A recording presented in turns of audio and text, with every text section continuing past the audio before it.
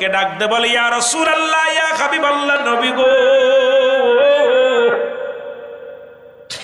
আমার নবীর কদমে যা। যুবক ডাকতে বলে নবী গো, আমার গুনাহ কি আবার আল্লাহ মাফ করবে? আমার যুবক বাবার আদলের কান্ডা লাগা শুনে নিও। আমার নবী বলে যুবক রে, তওবা কর, তওবা কর। যুবক ডাকতে বলে নবী গো, মায়ের নবী,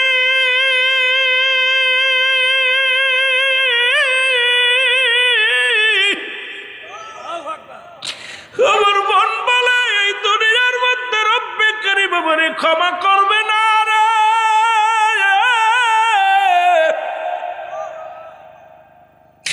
আমি এত গুনাহ করেছি ইয়া রাসূলুল্লাহ ইয়া হাবিবাল্লাহ।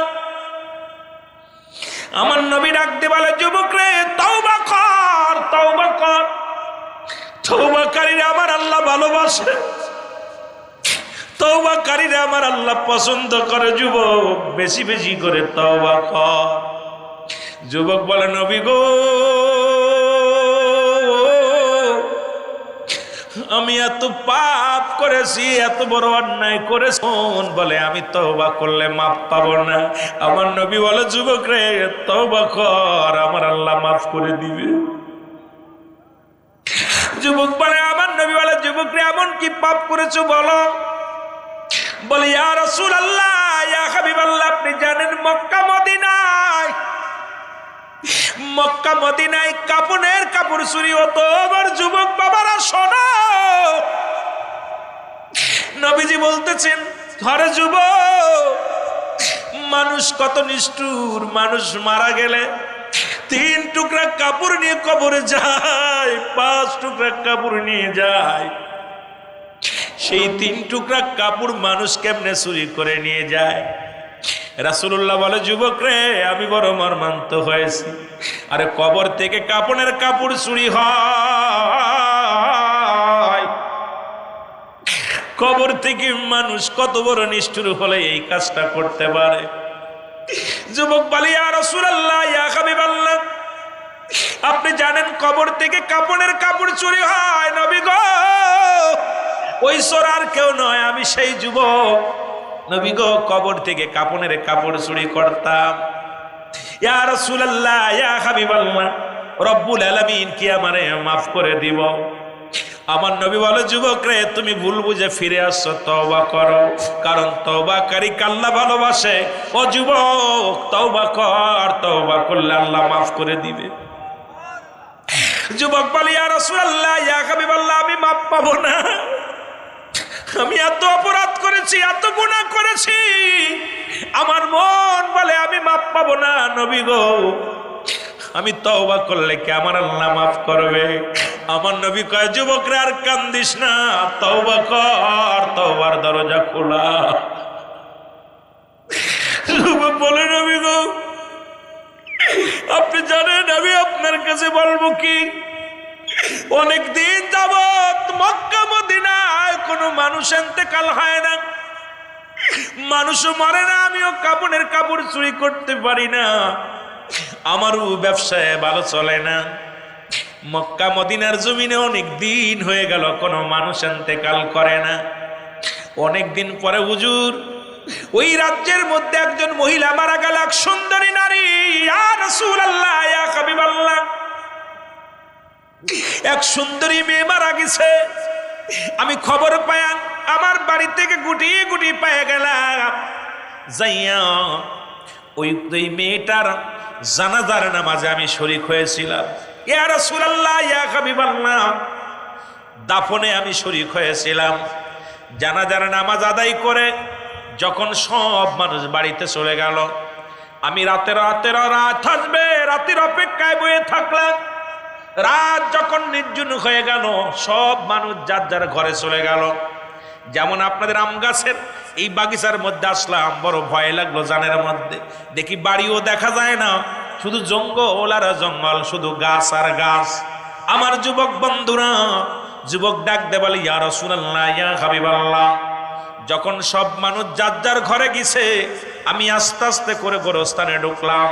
গোরস্থানে ঢুকিয়া কবরখানা খনন করলাম। নবী গো কবরখানা খনন করিয়া লাশখানা উত্তোলন করলো।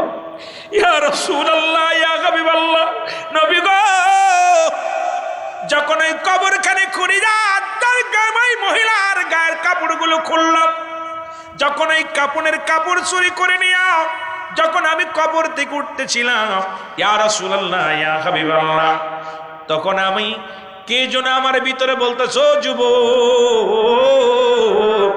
সারা জীবন শুধু কাপড়ের কাপড় চুরি করলা, আজকে যার কবরে ঢুকছে একবার তাকায় দেখ, এই জামানার বড় সুন্দরী নারী, এমন একজন সতী সাথী নারী, কেউ তার গায়ে হাত দেয় নাই, এখনো সতীত্ব ঠিক আছে। যুবক রে, জিনা কর, জিনা কর, জিনা কর। খোদার কসম করে বলি নবী গো, আমি যখন ওই মেয়েটার মুখের দিকে তাকাইলাম, আমি যুবক মানুষ, আমারে কন্ট্রোল রাখতে পারি নাই, সঙ্গে সঙ্গে ওই লাশের উপরে ঝাঁপিয়ে পড়লাম।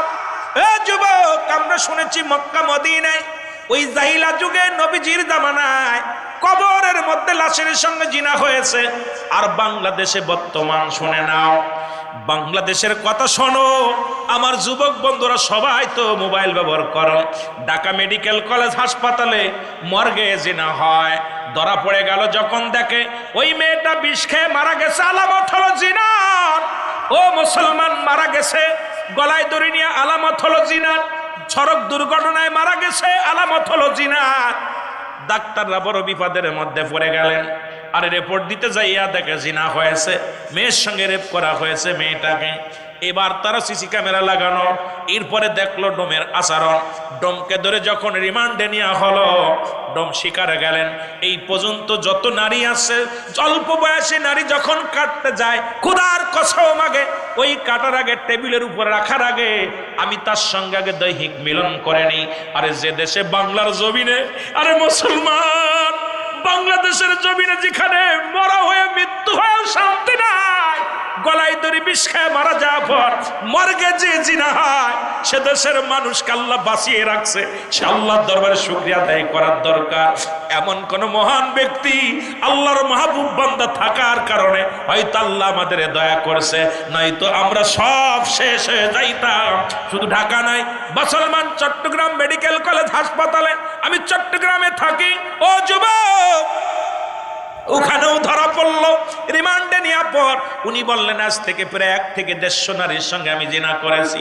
কারণ অল্প বয়সী মেয়েরা যখন এই মর্গে আসে, আমার কাটার আগে তাদের সঙ্গে নিশা করে মদ পান করে যখন লাশ কাটতে যায়, আগে তার সঙ্গে ও মুসলমান দৈহিক মিলন করে নি। সুতরাং যে দেশে ঢাকা মর্গে জিনা হয়, যে দেশে মুসলমান চট্টগ্রাম মর্গে জিনা হয়, সেই দেশের মুসলমান বড় বড় কথায় বলে আজকে বাংলাদেশে মৌলবীরা কোথায় ছিল, আজকে দাড়িওয়ালাদের উপায় না, টুপিওয়ালাদেরও পাই না, আমার মতো মৌলবীরা ওয়াজ করে শুধু টাকা কামাও, আমাদেরও রাস্তায় নামতে দেখি নাই। বড্ড কষ্ট হয়, হৃদয়ের রক্তক্ষরণ হয়, যেখানে মুসলিম রাষ্ট্র, যে বাংলার জমিনে যেখানে জানি বিনা বিচার হয়, প্রতিবাদ করার মানুষ দেখি নাই, শুধু চেয়ারের জন্য ফালাফালি দেখি। এই ফালাফালি বন্ধ করো, আগে ইসলামের বিধান মানো, নিজে ইসলামের বিধান মেনে জীবন যাপন করো, অন্যকে সহযোগিতা করো। ক্ষমতা একদিন আসবে, তখন আল্লাহ যেদিন বসায় দিবে এমনিই বসতে পারবে। আরে মুসলমান, কোন মুসলমান, মুসলমান ক্ষমতা কেন্দ্রিক হতে পারে না, আদর্শ কেন্দ্রিক যদি ব্যক্তি হয়, মানুষ তার দিকে ঝুঁকে যাবে, মানুষগুলো পাগল হয়ে যাবে তার জন্য, জোরে জোরে চিল্লায়া বলা যাবে না, ঠিক কিনা? বড় কষ্ট। অনেকেই কইতে পারে হুজুর আমাদের বিরোধিতা না, নবী বলছে বাল্লুহা কিলাফ, দুনিয়াটা হলো পচা দুর্গন্ধ মরি, মানুষের চরিত্র হলো কুকুরের চরিত্র। কুকুর যেমন মরি পাইলে খুশি হয়, শেষ জামানার মানুষ শুধু সম্পদ পাইলে খুশি হয়। খালি যেভাবে আসুক, হারাম উপার্জন, জানি এটা হারাম, তারপর ওইটার ভিতর আরাম মনে করি। বাবা, এই জন্য আমি কয়েকটা ওয়াজ দেখছেন, আমি বলছি যে কার জন্য সুদ খাও, কার জন্য ঘুষ খাও, এই দুনিয়ার সম্পদ খাবে লোকে, মানুষের দেহ খাবে পোকে। জোরে বলেন ঠিক কিনা? কিসের জন্যে? এই যে মাটির ঘর যেখানে লেখাপড়া করায় শিক্ষক মহোদয়, ছাত্র ভাইয়েরা বসে, ছাত্রী ভাইয়েরা বোনেরা বসে, সেই ঘর একটা আমার আপনার জন্য অন্ধকার নেমে আসতেছে, এই ভয় অন্তরের ভিতরে নাই, বড্ড কষ্ট হয়। জোরে বলেন ঠিক কিনা? একটু মহব্বতের সঙ্গে দুরূদ শরীফ পড়েন, আল্লাহুম্মা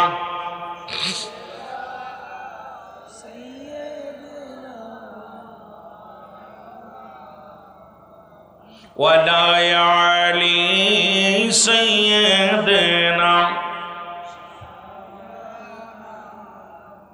এ দুনিয়ার মুসলমান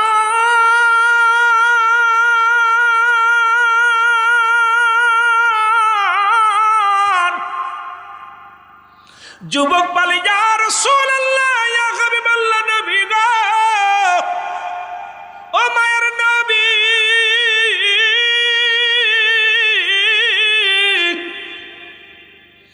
যখন আমি ওই মেয়েটার উপরে ঝাঁপিয়ে পড়লাম আমি আমার অন্যায় কাজ সেরে যখন কবর থেকে উত্তোলন হলাম কবরের ভিতর থেকে একটা আওয়াজ শুনতে পাইলাম কে যেন ডাকতে বলে যুবক আজকে তুমি আমার সাথে জিনা করলা আজকে আমি অসহায় তোমাকে আমি বাধা দিতে পারলাম না আজকে তুমি আমার সাথে অন্যায় করলা মনে রেখো তোমারও একদিন এই কবরে আসা লাগবে আমি আল্লাহর আদালতে মামলা দিলাম আমি আল্লাহর আদালতে মামলা দিলাম ও যুবক যেদিন তুমি কবরে আসবে আবার আল্লাহ যেন তোমারে মাফ না করে আমি তোমাকে বাধা দিতে পারলাম না তুমি আমারে সর্বনাশ করলা রে যুবক মনে রেখো রব্বি কারীমের দরবারে একদিন আসতে হবে রে যুবক ইয়া রাসূলুল্লাহ আমি বাড়ি আসলাম বাড়ি এসে গোসল করে খানা খাইলাম রাত্রে যখন ঘুমাইতে গেছি ওই আওয়াজটা বারবার ওই গবের মধ্যে দেখতে পাই ডাকতে বলে যুবক ও যুবক তোমারও মরা লাগবে আল্লাহর আদালতে আমি নালিশ দিলাম রে রব্বি কারীমের দরবারে আমি বিচার দিলাম রব্বি কারীম তোমারে ছাড়বে না আল্লাহ রাব্বুল আলামিন তোমারে ছাড়বে না ইয়া রাসূলুল্লাহ সেদিন থেকে আমি ঘুমাইতে পারি না খাইতে পারি না সেদিন থেকে আমি আর শান্তিতে নাই তারপরে একটা রাত আমি ঘুমাইতে পারি না ইয়া রাসূলুল্লাহ ইয়া হাবিবাল্লাহ আমার আল্লাহ কি আমারে মাফ করবো আমি গুনাহ করে ফেলেছি আমারে কি মাফ করবো যুবক কান্দের বলে নবী গো কখন যেন মালাকুল মউত চলে আসে কখন যেন ধরা পড়ে যায়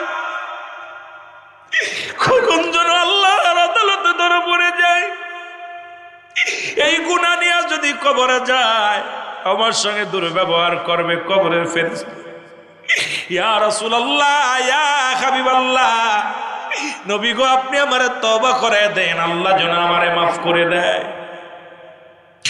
আল্লাহ রাব্বুল আলামিন যেন আমারে মাফ করে দেয় আমার নবী কয় যুবক রে দূর হয়ে যা আমার সামনে থেকে দূর হয়ে যা কারণ তুমি জিনাকারী সবচেয়ে বড় নিকৃষ্ট মানুষ তুমি কবরে মানুষের সঙ্গে মরণ মানুষের মৃত্যু মানুষের সঙ্গে অপকর্ম করেছো দূর হয়ে যাও আমার কদমের মধ্যে তোমার জায়গা নাই বলে ইয়া রাসূলুল্লাহ ইয়া হাবিবাল্লাহ আপনার কদম থেকে যদি বিতাড়িত করে দেন নবী গো কোথায় যাব কোথায় যে ক্ষমা পাইব পৃথিবীর তো কোথাও ক্ষমা চাওয়ার জায়গা নাই আমার নবী বলে দূর হয়ে যা যুবক আমি তোমার মুখ দেখতে চাই না তুমি দূর হয়ে যাও যুবক কাঁদতে কাঁদতে রওনা হয়ে গেল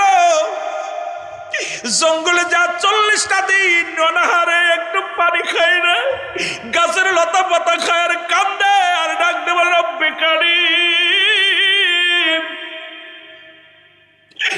আদম আলাইহিস সালাম ভুল করার কারণে আদম নবীকে ডেকেছে রব্বানা যালামনা আনফুসানা ওয়া লাম তাগফির লানা ওয়া তারহামনা লানাকুনান্না মিনাল খাসিরিন শিয়া মুসলমান ইউনূস আলাইহিস সালামকে দেখে শুনেছি বলেন লা ইলাহা ইল্লা আনতা সুবহানাকা ইন্নী কুনতু মিনাজ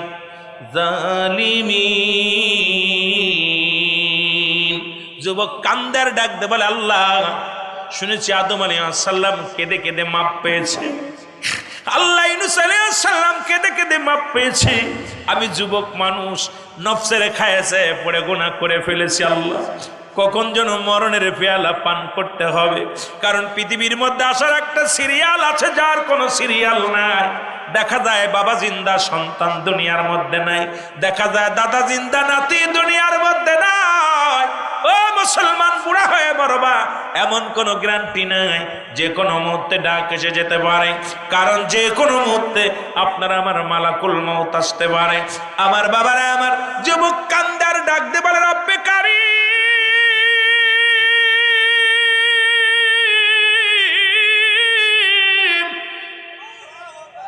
তুমি আমারে ক্ষমা করে দাও। আল্লাহ, তুমি আমারে মাফ করে দাও। কানতে কানতে যুবক বড় ক্লান্ত হয়ে গেলেন। 40টা দিন পরে যুবক সংবাদ পেয়ে গেল, যুবক রে আর কান্দিস না, তোর চোখের পানি জমিনের মধ্যে পড়ে, আমরা জমিন সহ্য করতে পারি না। যুবক রে, রব্বি কারীম তোরে মাফ করে দিছে, যা যা রহমতের নবী রাহমাতুল লিল আলামিনের কদমের মধ্যে যা। যুবক রওনা হয়ে চলে আসলেন রাসূলুল্লাহর কদমের মধ্যে। নবীজি দেখে বলে, যুবক তুমি আবার কেন আসছো? বলি, ইয়া রাসূলুল্লাহ, ইয়া হাবিবাল্লাহ, আমি আর কত কাঁদবো, আর কত চোখের পানি ফেলবো। রব্বে কারীম আমারে ক্ষমা করে দিছে ইয়া রাসূলুল্লাহ, আপনি আমাকে তওবা করায়া দেন। আমার নবীজির কাছে জিবরিল আমিন এসে বলে, ইয়া রাসূলুল্লাহ, ইয়া হাবিবাল্লাহ, যুবকের কান্না, যুবকের চোখের পানি রব্বে কারীম সইতে পারে নাই। আবেগে নফসের খায়েছে, পড়ে গোনাহ করে ফেলেছে। এখন আল্লাহর দরবারে এত কান্না কেঁদেছে, রব্বি কারীম তারে ক্ষমা করে দিছে।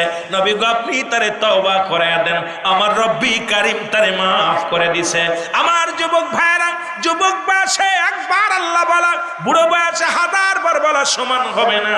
এই জন্য আমি আপনাদেরকে বলে যাব, আমরা যুবক মানুষ যত ইবাদত বন্দেগী করতে পারি, রব্বে কারীম ততই খুশি হবে। কারণ আল হাসান হুসাইন হবে জান্নাতের সরদার, যুবকদের জান্নাতের সরদার হবে। আমি যুবক ভাইদের বলি, এখনো সময় আছে। আমি বারবার অনুরোধ করি, আয় আয়, ফিরে আয়। আমরা এই সমাজকে পরিবর্তন করে দিতে পারি। সমাজ পরিবর্তন করার জন্য যুবক ভাইদের অগ্রগামী ভূমিকার দরকার আছে কিনা? আরো যারা বলেন আছে কিনা? দুনিয়ার মুসলমান শোনে না, খলিফা হযরত উমর ফারুক রাদিয়াল্লাহু তাআলার কদমের মধ্যে এক বৃদ্ধা, ডান পাশে যেমন মুরব্বী বসে আছে, বাম পাশে বসে আছে। এক বৃদ্ধা তার সন্তানকে টেনে হিঁচড়ে নিয়ে আসলেন খলিফা ওমরের ময়দানে। সালাম দা, আসসালামু আলাইকুম আমিরুল মুমিনিন, আমি আমার সন্তানকে আপনার কদমের মধ্যে আনছি। খলিফা হযরত উমর ফারুক ডাক দিয়ে বলে, বৃদ্ধা রে,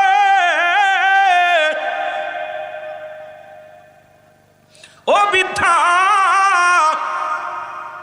তুমি তোমার কলিজার টুকরো সন্তানের জন্য আমার কদমের মধ্যে আনছো বিচারের জন্য।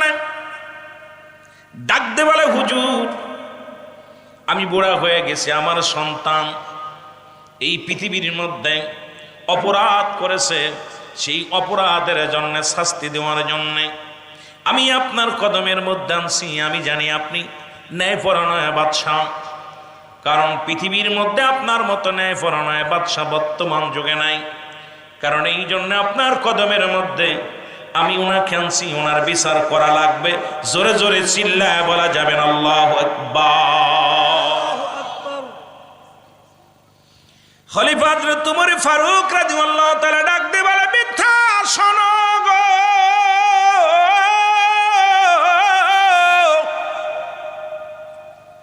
তুমি তোমার ছেলের বিচারের জন্য আমার কাছে আনছো। তোমার ছেলে এমন কি অপরাধ করেছে বলো? বলে, খলিফা আমিনুল মুমিনিন, হ্যাঁ খলিফা আমিনুল মুমিনিন উমরে ফারুক, আমার সন্তান পৃথিবীর মধ্যে যে 3টা অন্যায় করেছে, এই 3টা অন্যায় আমার নজরে, আমার কাছে সবচেয়ে গুরুতর অপরাধ লাগছে। এই জন্য আপনার কদমের মধ্যে আনছি, এর বিচার আপনার করা লাগবে। খলিফা হযরত উমর ফারুক ডাক দিয়ে বলে, ও বিদ্যা, কি অপরাধ করেছে বলো? বলে, হুজুর, 1 নম্বর অপরাধ, 1 নাম্বার অপরাধ আমার সন্তান করেছে, সে দুনিয়ার মধ্যে মাদক সেবন করে। এটা কি অপরাধ না ভালো কাজ? জোরে বলেন। মদ গাঁজা খায়, এটা কি ভালো কাজ না খারাপ কাজ? জোরে বলেন। এক নাম্বার অপরাধ আমার সন্তান মাদক সেবিকার মধ্যে আছে, মাদক সেবন করে। দুই নাম্বার অপরাধ আমার কলিজার টুকরা সন্তান, আমার সন্তান মানুষ খুন করেছে, তার বিচার করা লাগবে।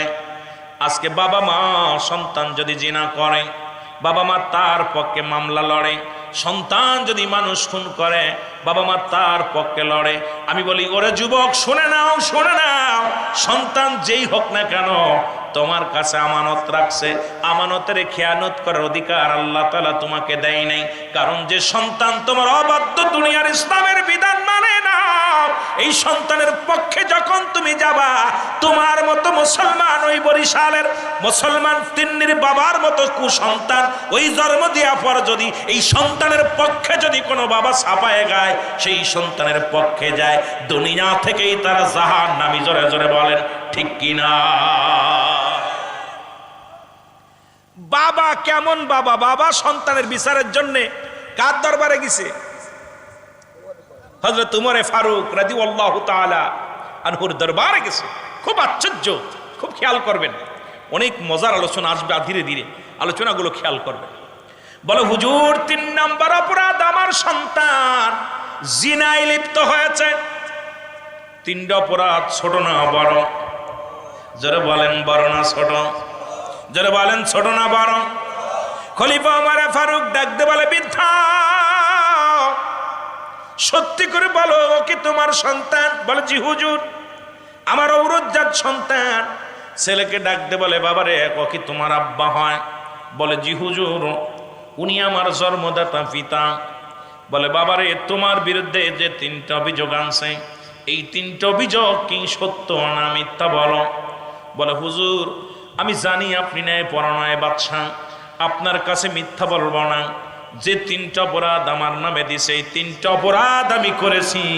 এই 3টা অপরাধের 1 নাম্বার অপরাধ আমি করেছি মাদক সেবন করি। 2 নাম্বার অপরাধ আমি মানুষ হত্যা করেছি।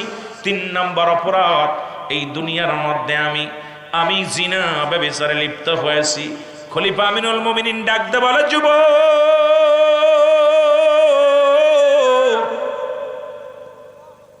আজকে যেহেতু যুব সমাজের উদ্যোগে মাহফিলে আমার যুবক ভাইরা, অনেক আলোচনা থাকবে আপনাদেরকে নিয়ে। কারণ 18 বছরের যুবক যাবে জান্নাতে, 16 বছরের যুবতী যাবে জান্নাতে। আজকে আমার যুবক ভাইয়েরা এই মাহফিলের ময়দান আয়োজন করেছো, তোমাদের নিয়ে আমি আলোচনা করব। একটু ধীরে ধীরে আগায় যায় আমার বাবারা, আমার বন্ধুরা। আমার হযরত ওমর ফারুক ডাকতে বলে, যুবক,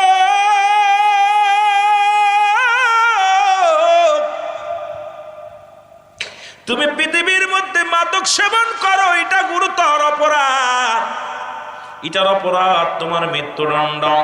যুবক বলে, আমি মেনে নিলাম, আপনি যে বিচার করবেন সব বিচার আমি মেনে নিব। কারণ আপনি খলিফা তোমার ফারুক, আপনার কাছে কোনো ন্যায় বিচার ছাড়া অন্যায় বিচার পাবো না। কারণ আপনি ন্যায় বিচার করেছেন, আমি মৃত্যুদণ্ড মেনে নিলাম। 2 নাম্বার অপরাধ, ও যুবক, দুনিয়ার মধ্যে তুমি মানুষ খুন করেছ, তুমি কি জানো না হত্যা করা মহাপাপ? ওরে মুসলমান, রাসূল বলে গেছেন, এমন একটা জামানা আসবে, এই জামানায় মানুষগুলো একজন একজনকে মারবে। ওকে জিগাইবে, তুমি ওকে মারছো কেন? বলে, জানি না। আপনাকে মারছে, ওরে জিগাইবেন, তুমি কেন মারছো? ও বলবে, আমি জানি না। যাকে মারছে ওকে জিগাইবে, তোমাকে কেন মারছে? বলে, আমিও জানি না। কারণ একজন আরেকজনকে মারবে, যে মার খাবে সেও জানে না আমার কি অপরাধ হয়েছে, যিনি মারবে তেও জানে না কি অপরাধে তারে মারছি। ও মুসলমান, শুনে নাও, ঠিক সে জামানা, মুসিবতের জামানা আমাদের মধ্যে আগমন করেছে। বুখারী, মুসলমান, তিরমিজি শরীফের 3952 নম্বর হাদিসের মধ্যে দেখলাম, মুসলমান শুনে নাও, নবী বলছে আমার উম্মতের মধ্যে একদল আগমন করবে, তারা নিজেরা মূর্তি পূজা করবে, অন্য কেউ মূর্তি পূজার জন্য সহযোগিতা করবে, মূর্তি পূজার জন্য আহ্বান করবে। আজকে বাংলার আনাচে কানাচে যা দেখা যাচ্ছে, কিয়ামতের আলামত গুলো সামনে হাজির হয়ে গেছে। জোরে জোরে চিল্লায় বলেন ঠিক কিনা? আমি এই বছর একটা জিনিস দেখে বড় আফসোস, আমার অনেক আলেম ওলামা আছেন, মাদ্রাসার শিক্ষক আছেন, তিরমিজি শরীফের 3952 নম্বর হাদিস, রাসূল নিজে বলে গেছে যে আমার উম্মতের ভিতরে একদল আগমন করবে, তারা নিজেরা মূর্তি পূজা করবে, টুপি দাড়ি মাথায় দিয়ে মূর্তি পূজা করবে এবং অন্যকে মূর্তি পূজার জন্য সহযোগিতা করবে, আহ্বান করবে। আমরা মুসলমান বীরের জাতি, ঈমানের নিয়া এই দুনিয়ার মধ্যে যতদিন থাকবো, সে যে দল করুক না কেন, যে দলের হোক না কেন, কুরআন তো সর্বজনীন, সকলের জন্য আসছে। জোরে বলেন ঠিক কিনা? আরো জোরে বলেন ঠিক কিনা? কুরআনের বিধান মানবেন না? জোরে বলেন মানবেন না? এখন কুরআন মানবেন আর কুরআনের অপব্যাখ্যা মানুষকে দিবেন, এটার জন্য তো আপনাকে আলেম বানানো হয় নাই, এটার জন্য আপনার লেখাপড়া করেন নাই। কুরআনের সঠিক জ্ঞান নিজে অর্জন করতে হবে, অন্যকে এটা বোঝার সুযোগ দিতে হবে। জোরে বলেন ঠিক কিনা? আরো জোরে বলেন ঠিক কিনা? আমার ভাইরা, আমার বন্ধুরা, আমার খলিফা হযরত ওমর ফারুক ডাক দে কলে, যুবক, এর জন্য তোমার মৃত্যুদণ্ড বলে হুজুর মেনে নিলাম। আল্লাহু আকবার বলেন। আরো জোরে বলেন। 3 নম্বর অপরাধ, ও যুবক, তুমি জিনা ব্যভিচারে লিপ্ত হয়েছো, তুমি কি জিনার শাস্তির বিধান জানো না? যুবক বলে, হুজুর আমি জানি না। বলে, শুনে নাও, যদি কোনো অবিবাহিত পুরুষ অবিবাহিত নারী জিনা করে, ভালো করে শুনে নেন আমার বাবারা, আমার মুসলমান জামালপুরের ভাইরা, খুব গুরুত্বপূর্ণ, মির্জাপুরের যুবক ভাইরা শুনে নাও, কোন যুবক এবং যুবতী, কোন অবিবাহিত নারী অবিবাহিত পুরুষ যদি জিনা করে, তার শাস্তির বিধান রাসূল বলছে, তার গায়ে 100 ডোরার আঘাত করতে হবে, বেতের আঘাত করতে হবে।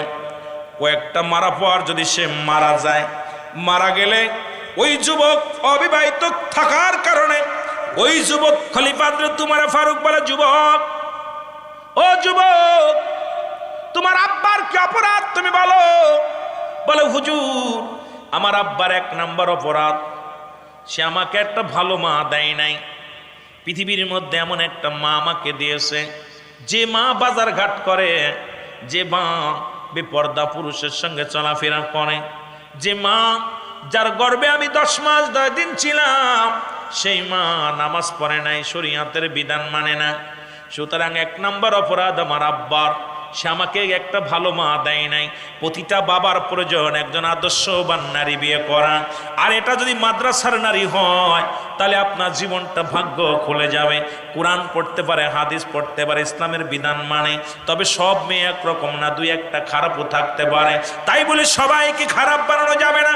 আমরা বিশ্ববিদ্যালয়ে লেখাপড়া করেছি, আমার অনেক বোন বেপরদায় চলে, অন্যায়ভাবে টাকা রোজগার করে, কিন্তু মাদ্রাসার নারীগুলো এইভাবে যায় না। আজ পর্যন্ত দেখি না কোনো মাদ্রাসার